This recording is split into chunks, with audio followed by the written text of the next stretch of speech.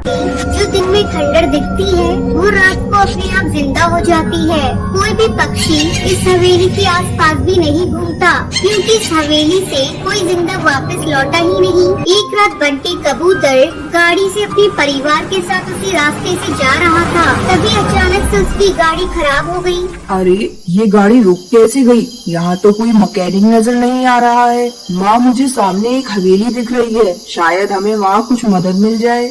बंटी की गाड़ी हवेली के गेट में घुसते ही अजीबोगरीब आवाजें आना शुरू हो जाती हैं। बंटी, ये हवेली तो बहुत डरावनी है, मुझे डर लग रहा है, तुम जल्दी से पूछ कर आओ। बंटी कबूतर जैसे ही दरवाजे के पास गया, वो दरवाजा अपने आप खुल गया, उसमें से एक चिड़ा बाहर आया। हमारी गाड़ी खराब हो गई है, क्या आप बता सकते हैं मैकेनिक कहाँ पर मिलेगा? यहाँ से 50 किलोमीटर दूर जाकर। पर अब रात बहुत हो गई है, तुम्हारा वहाँ जाना ठीक नहीं होगा।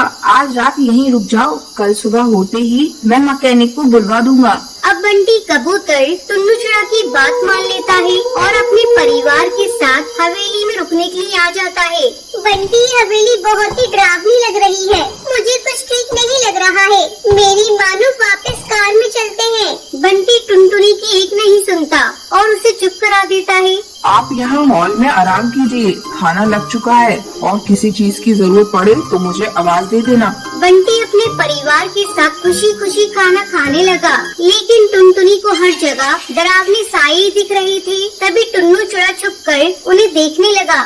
मेहमानों को नहीं, गली के बकरों को अच्छे से खिलाया पिलाया तो जाता ही है ना।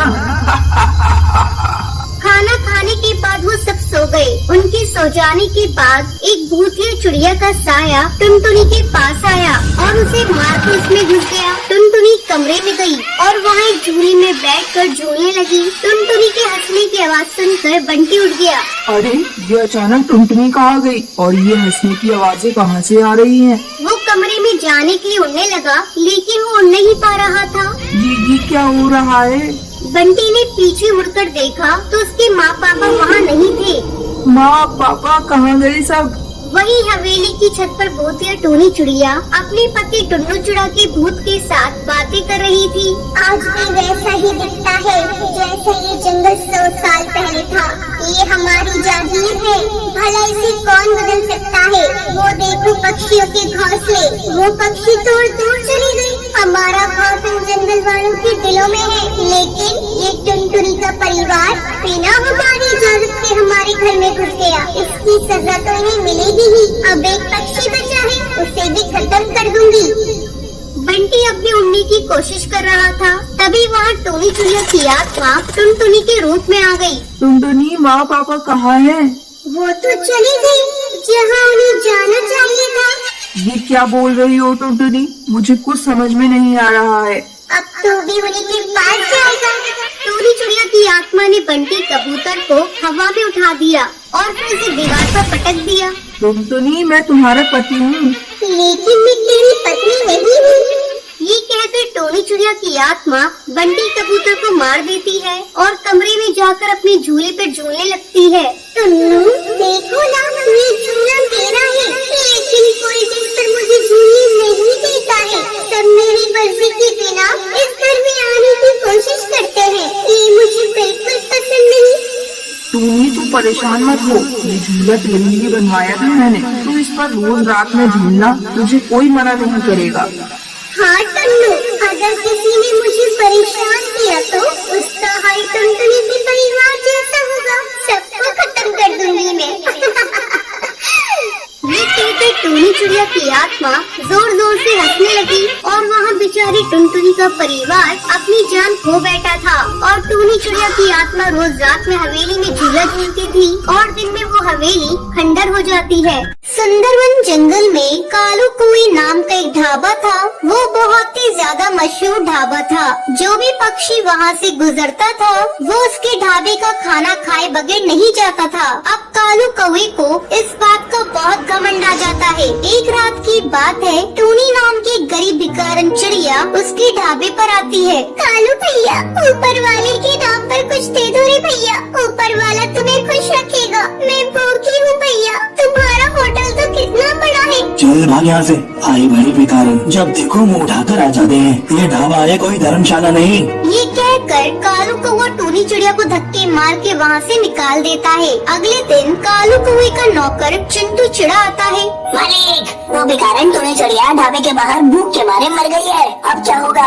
अरे ये क्या हो गया? सुन चिंटू, जल्दी से इसकी लाश को पीछे वाले कुएं में डाल दे, किसी को पता नहीं चलेगा। अब वो टूनी चिड़िया की लाश को कुएं में डाल देते हैं। ऐसे ही काफी दिन गुजर जाते हैं। एक दिन रात के टाइम सोनू कबूतर अपने परिवार के साथ ढाबे पर आता है। पापा, मैं तो मटर पनीर खाऊंगी, जल्दी से मंगवा दो, मुझे बहुत तेज भूख लग रही है। तभी वहाँ पर टूनी चिड़िया की आत्मा आती है। बोले, आपको क्या चाहिए? क्या खाएंगे आप? दाल चावल, matar paneer, shahi paneer, chicken shawarma, chicken fry, क्या लेकर आऊं आपके लिए साहब? हमारे लिए 3 प्लेट मटर पनीर की ले आओ, बहुत तेज भूख लग रही है, जल्दी से लेकर आना। अरे लेकिन एक बात पूछूं, तुम इतनी डरावनी सी कैसी हो? तुम्हें देखकर कोई डर जाए। गरीबों के हालात ऐसे ही होते हैं, हर कोई हमारा मजाक उड़ाता है। ये कहकर वो वहाँ से चली जाती है। तभी कालू कौवा वहाँ पर आता है। नमस्ते साहब, माफ कीजिए थोड़ा लेट हो गया। नौकर भी नहीं है काम के लिए। बताइए आपको क्या चाहिए? मैं अभी गरम गरम लेकर आता हूँ। भाई साहब, आप कैसा मजाक करते हैं? अभी अभी आपके ढाबे पर काम करने वाली चिड़िया हमारा ऑर्डर लेकर गई है। बहन जी, लगता है आपको कोई गलतफहमी हुई है। मेरे यहाँ कोई चिड़िया काम नहीं करती।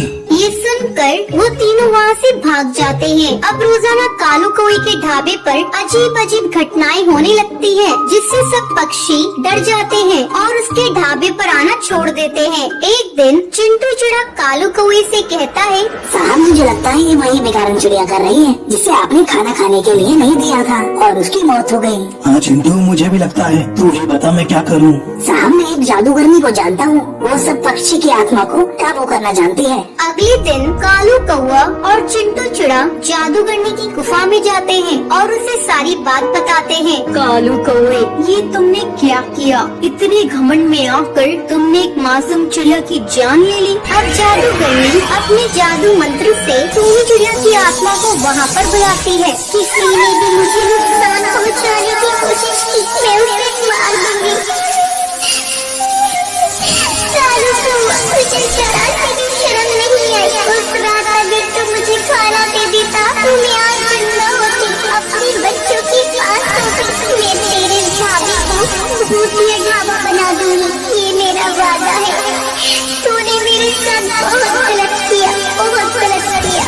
मुझे माफ कर दो टूनी चिड़िया, मैं आगे से कभी भी किसी के साथ ऐसा नहीं करूँगा। और हाँ, और हर भूखे पक्षी को खाना खिलाऊंगा। ये सुनकर टूनी चिड़िया कालू कौवे को माफ कर देती है और वहाँ से चली जाती है।